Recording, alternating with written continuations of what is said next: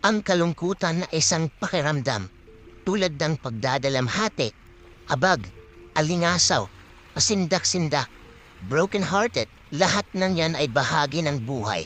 May maliwanag na pangyayari at may madilim rin. Ang depresyon ay hindi malinaw.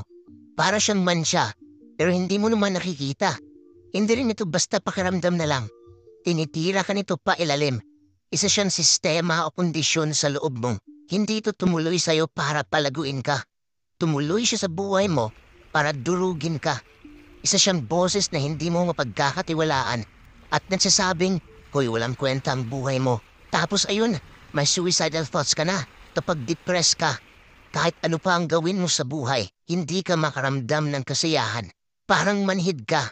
It's withdrawal that is not necessarily linked with a reason. It's effect without clear cause and requires medical intervention.